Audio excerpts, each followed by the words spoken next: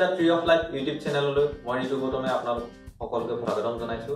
আজি আমাৰ লগত যিজন অতিথি আছে সেই অতিথিজনৰ লগত কথা পতাৰ আগতে আহক আমি চাই লওঁ তেওঁৰ এটা ভিডিঅ' কিয় নাম।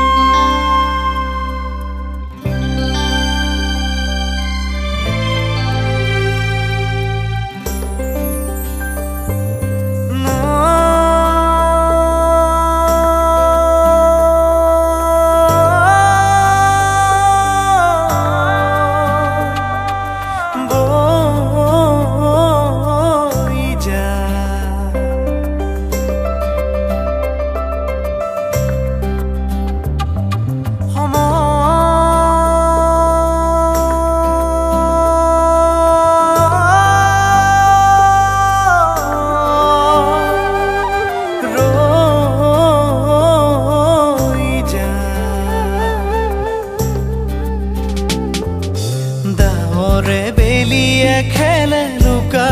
ভাকু ৰামধেনু সাজিলে ৰঙৰে ফাকু দাৱৰে বেলিয়ে খেলে লুকা ভাকু ৰামধেনু সাজিলে ৰঙৰে ফাকু ফুলে ফুলে উৰি যায় পখিলাৰে যা মৃদু বতাহে দিলে মিঠা দৰ্শকসকলে ভিডিঅ'টো চালে ভিডিঅ'ত দেখা পোৱা ব্যক্তিজন এইজনে হিমাংশু। হিমাংশু, তোমাক আমাৰ অনুষ্ঠানলৈ স্বাগতম জনাইছো। প্ৰথমে কি ক'বা? প্ৰথমে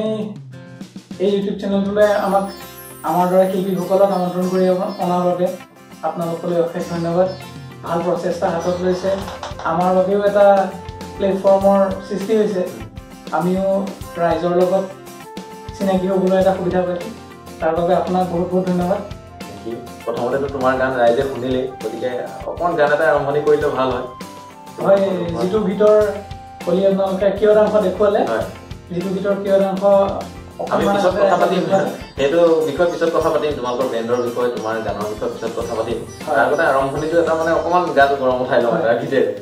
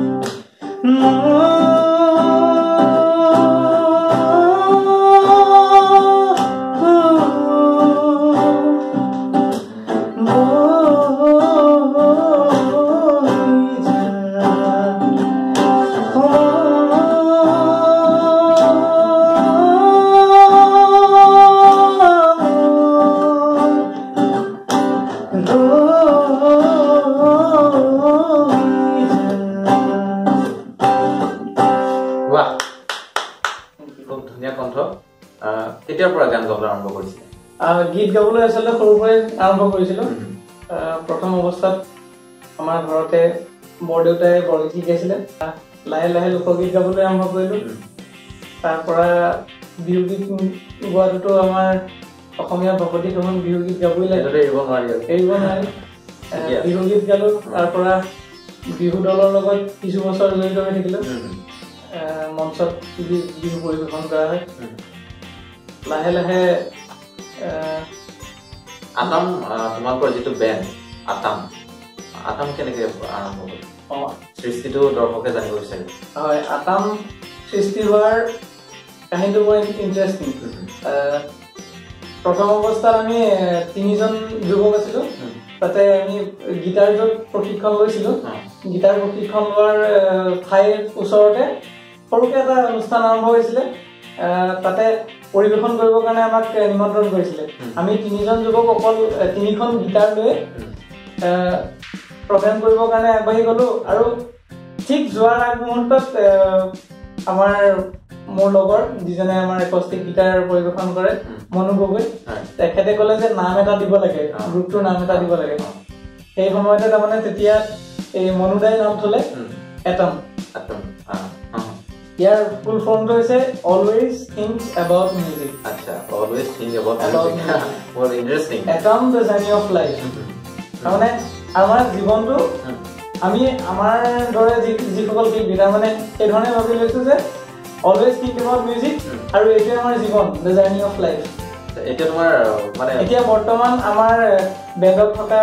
সদস্যবিলাকৰ নাম কৈ দিছোঁ বেছ বজাই আমাৰ মৌচুম বৰা আৰু লিডত আছে আপোনাৰ মোহন কছাৰী তাৰ পৰা একষ্টিক পাৰ্টটো চাই আপোনাৰ মনু গগৈ আৰু আমাৰ ঢোল পাৰ্কাছন এইখিনি চাই মনোজ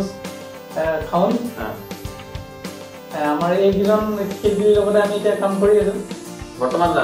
আটামে কিহত ব্যস্ত আছে বৰ্তমান আমি এটা বিহু কাম কৰি আছোঁ আৰু এটা আধুনিক গীতৰ কাম কৰি আছোঁ দুইটা গান নতুন বছৰত ৰাইজলৈ বুলি আগবঢ়াম বুলি আশা কৰি নতুন বছৰৰ আৰম্ভণিতে আছোঁ কিমান তাৰিখ মানলৈ ৰিলিজ হ'ব এটা গীত ভেলেণ্টাইন ডেৰ দিনা ৰিলিজ দিম প্ৰেমৰ দিৱস প্ৰেমৰ দিৱসৰ দিনা খুব ৰোমান্টিক গান এটা দৰ্শকসকলক ভালকৈ জনাই দিয়ে ভাল হ'ব হয়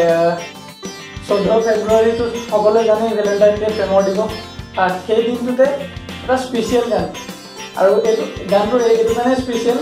গানটো প্ৰথম যেতিয়া মই গীটাৰ বজাবলৈ শিকিছিলোঁ ফাৰ্ষ্ট কম্পজিশ্যন মোৰ লাইফৰ ফাৰ্ষ্ট কম্পজিশ্যন মই যেতিয়া কলেজত পঢ়ি আছোঁ 3rd ছেমিষ্টাৰ BSc কৰি থাকোঁতে তেতিয়া মই এই গীতটো মানে কম্প'জ কৰিছোঁ আৰু আজিৰ পৰা অলমষ্ট 5 বছৰ পাৰ হৈ গ'ল 5 বছৰৰ আগতে লিখা গানটো আৰু এতিয়া 5 বছৰৰ পিছত মানে কলিটো কেতিয়াবা ওলালে কিন্তু ফুলপাহ ফুলিবলৈ সময় লাগিলে যথেষ্ট নহয় জানো দৰ্শকসকলক কৈছোঁ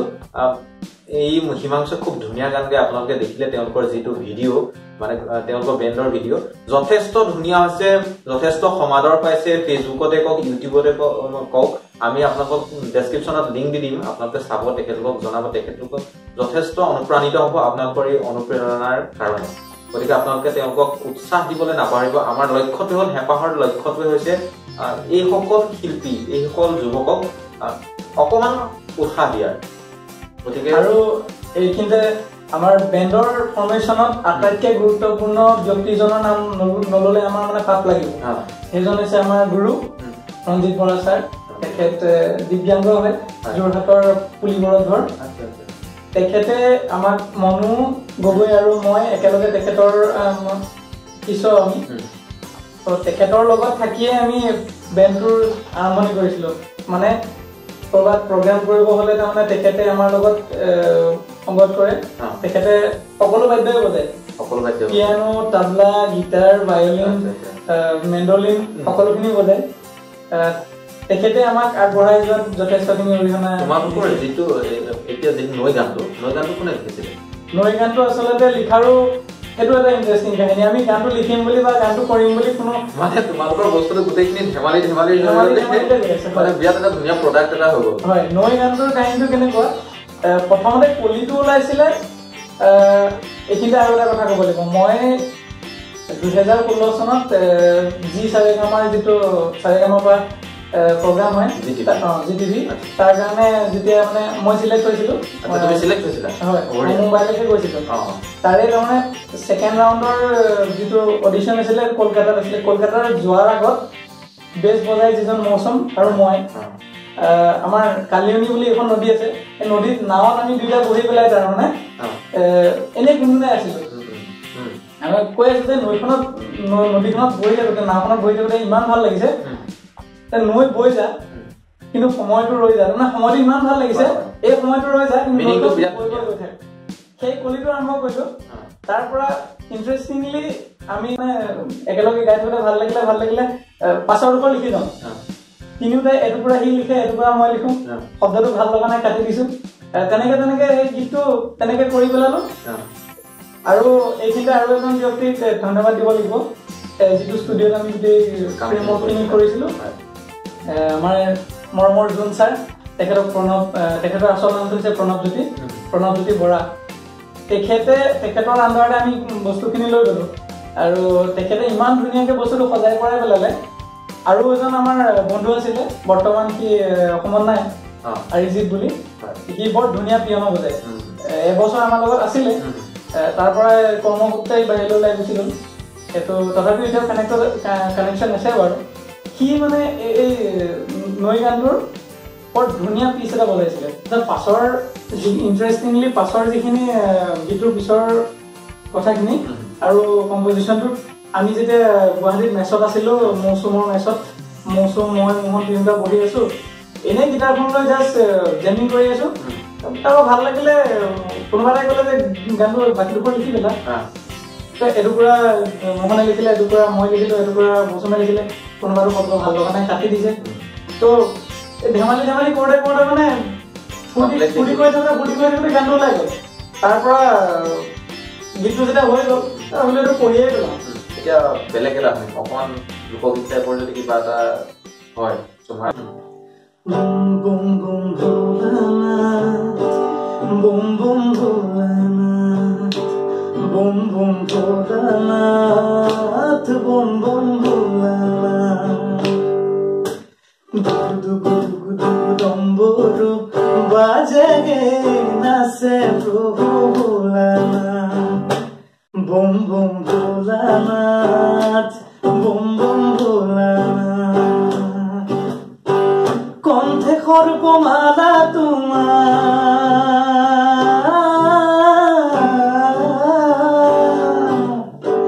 কণ্ঠে সর্বমালা তোমার গাতে বাঘর সাল ডম্বরু বাজে গে নাচে প্রভু ভোলানাথ তুমি দেব পশুপতি তুমি প্রভু ভোলানাথ শরণে করুণী মতি দেবাদিদেব ভোলানাথ ত্রিনয়ন দেব তুমি